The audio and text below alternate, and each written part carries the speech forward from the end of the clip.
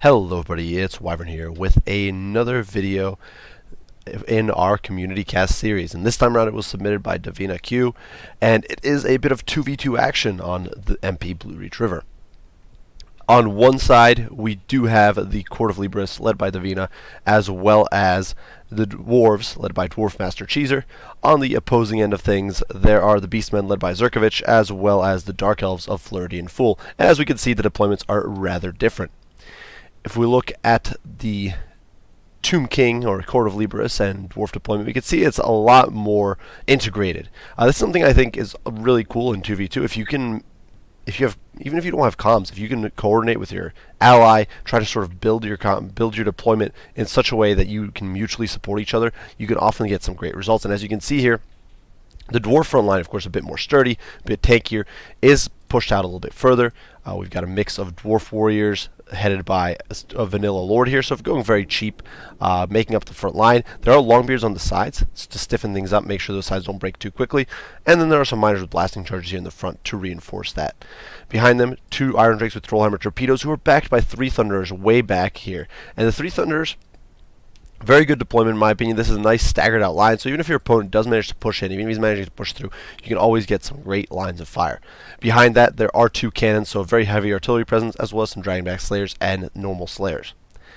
For the Court of Libris, there are two Ushabti hidden here in the back line, perhaps looking to zone off enemy infantry trying to flank, or zone off enemy cavalry with their high mass. They could kind of soak up a charge, or perhaps just to push in and get a nice flank, because the Ushabti are rather mobile at 54 speed, so if your opponent does decide to just push straight down the pipe, you can get a nice flank with them.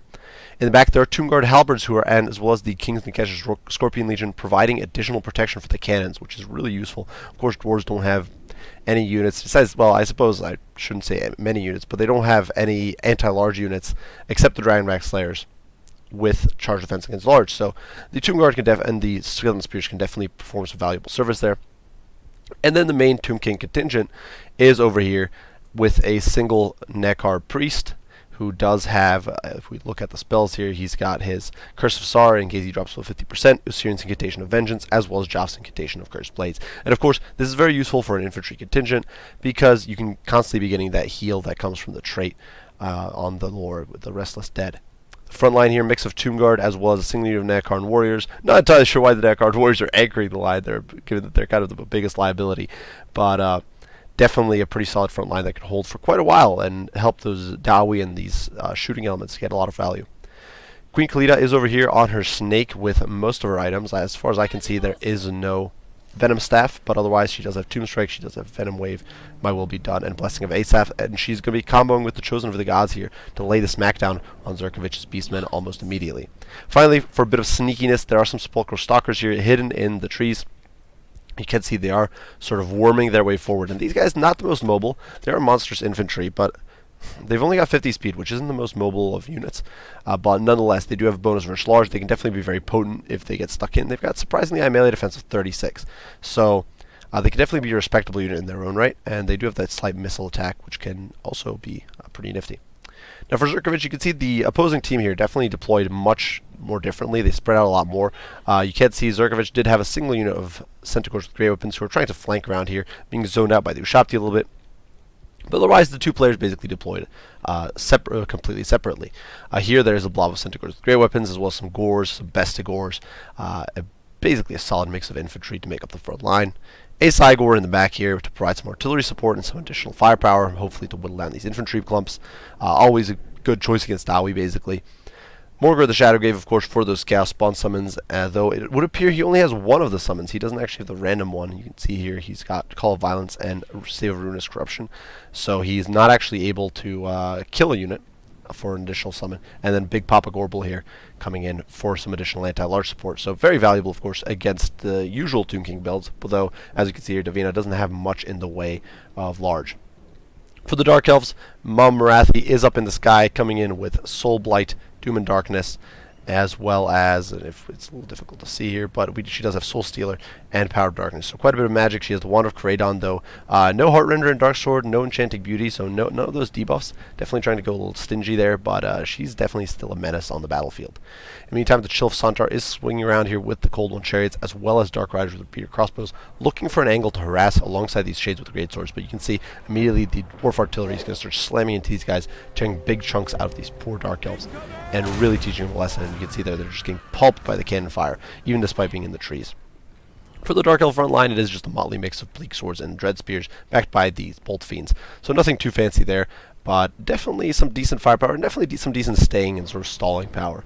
They'll definitely perform okay. Now the Shades, though, not having the best time of it. They are trying to get some shots into the Shabti, which would be ideal for them, but they're just struggling. The cannon, of course, is going to be able to lay the smackdown on, and when Marathi does try to stop here up in the air, you can see immediately the Chosen Gods are going to start picking away. And one of the interesting things that I found is that they actually have an okay performance against single models. You wouldn't expect it with the scatter shot, but they can surprisingly do okay sometimes. They can get good sort of clipping damage and do some nasty work. All that aside, High Queen Kalita is over here sort of helping zone away all this cavalry. And if we take an overarching look, we can see that sneakiness going down. The Sepulchral Stalkers completely unnoticed, sneaking around the flank, going for that Cygor. Now, the Cygor has been pegging away at these Thunders, at these Longbeards over here, doing a little bit of work, but it's now going to be at a great risk. You can see it's throwing going to be lobbing some boulders here at the Tomb Guard now. And that is a pretty meaty connection there. You can see these guys already down by a huge chunk of their models. They've lost 30% of their strength. But in return, the Dwarf Artillery moving in to provide some of that allied support, just smashing at these Bestigors and really teaching them a lesson about what to watch out for. Elsewhere through Shabti, you can see just breaking cover and just running away from the shooting, which is probably a pretty good idea. The Tomb Guard with halberds, of course, can zone away this light cavalry pretty efficiently on their own. They've got silver shields, and they don't really give a darn.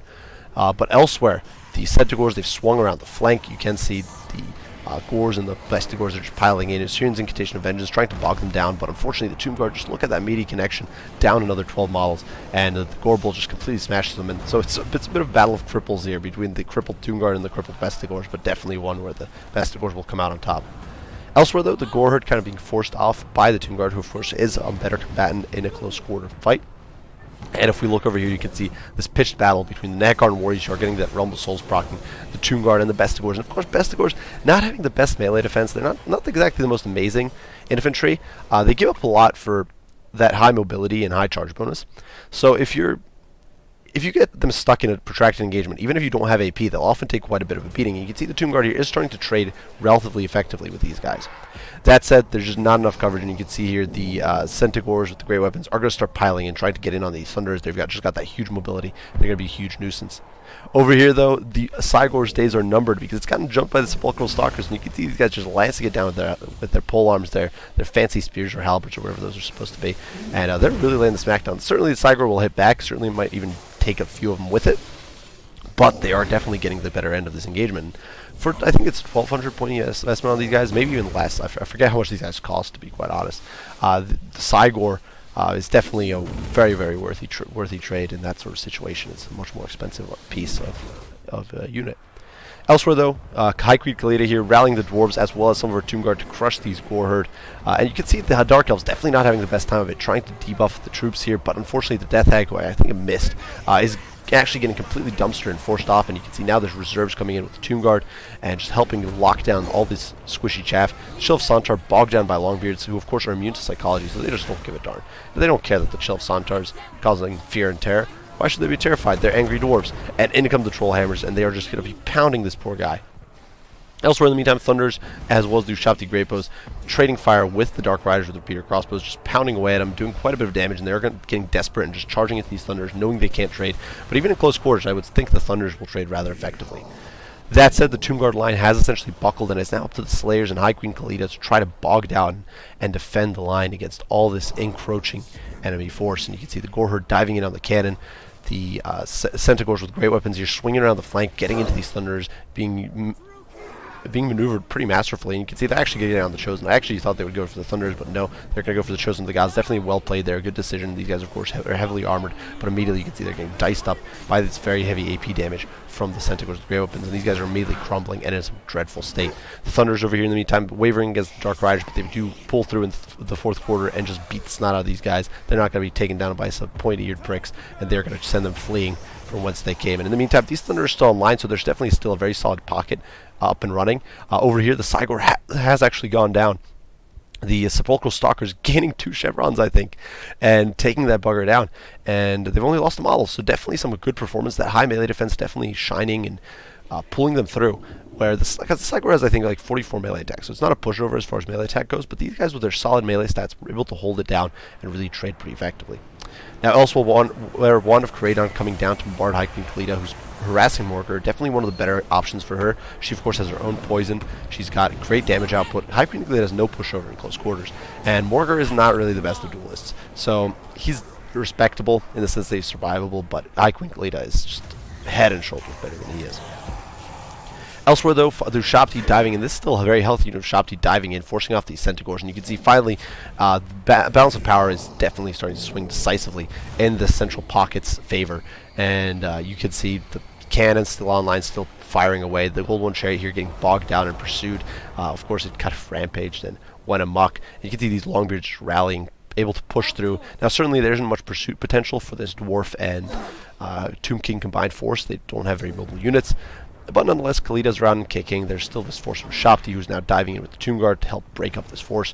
And although, of course, their opponents are not giving up just yet, it is still coming out rather successfully for this combined force. And these are actually the Summoner Shopti, I suppose. So they're crumbling. They're just kind of getting thrown into the mix here, but definitely doing some good work. Slayers fighting alongside Tomb Guard, so that's not a combination you'll see every day, but you can see the Tomb Guard seems to have actually gained a chevron, and they're doing some great work buckling these troops.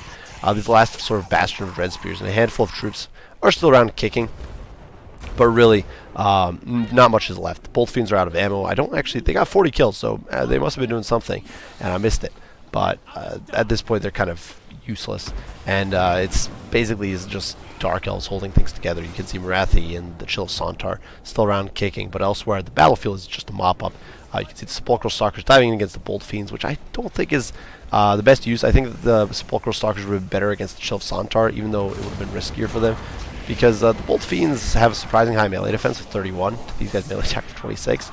And so these guys are actually going to struggle to put good damage on the Bolt Fiends. It's going to be very slow. And the Bolt Fiends are, of course, out of ammo, so I think you'd have been better off pushing into the Chill of Sontar. But otherwise, the game is definitely wrapping up. You can see the Tomb Guard here jabbing Marathi to death. She's not having a good time of it at all. Tomb Guard with halberds, definitely no pushovers in close quarters either. They're one of the really solid halberd units, in my opinion, in the game.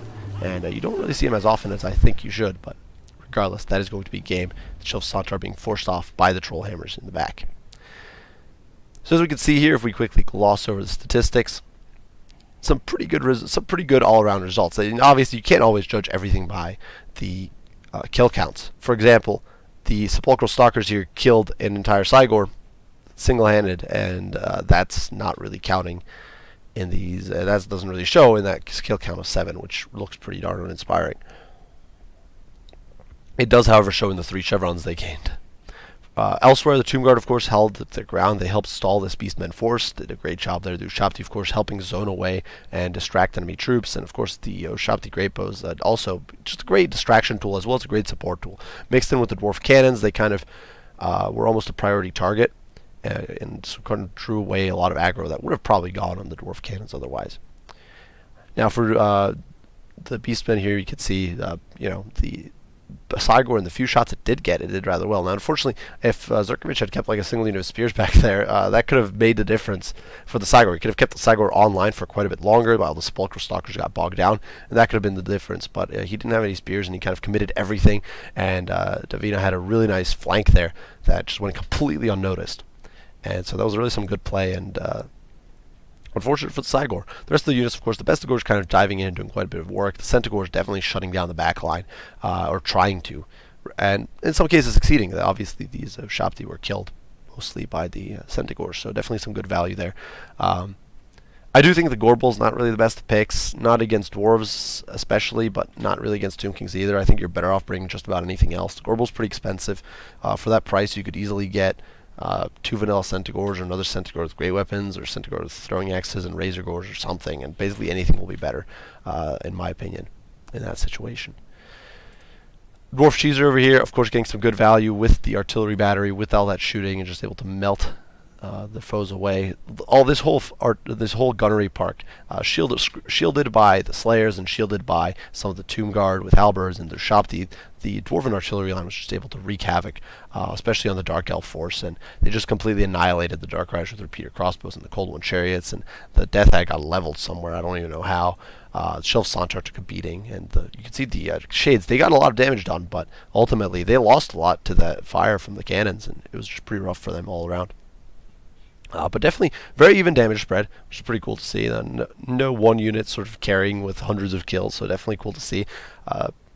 And a lot of nice teamwork. It's one of those things that's always cool in 2v2s, is when players actually work together. And the Dwarf Cheesers and Davina's combined arms work there was, I think, really cool. It was often cool to see like Slayers and Tomb Guard fighting side by side and that sort of stuff to get the best results.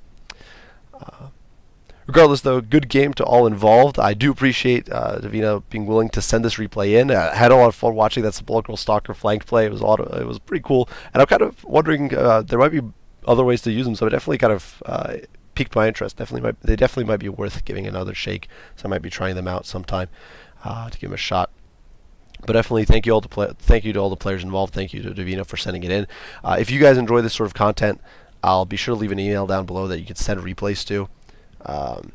And I'm more than willing to do community casts. I love watching what you guys do and seeing. There's a lot of different stuff that people do that I don't myself necessarily do, or I don't see being done, and I think it's always fun to watch and observe and see what there is to be had. The game has a lot of variety, and oftentimes you don't see it all on full display. So I do hope you guys enjoyed. If you did, be sure to leave a like and subscribe below to keep up with additional content. If you have any comments, any criticism, any questions, as usual, do not hesitate to ask. I'll do my best to respond as soon as I can. And with that out of the way, I thank you all for watching, and I will see you all in the next one. Wyvern out.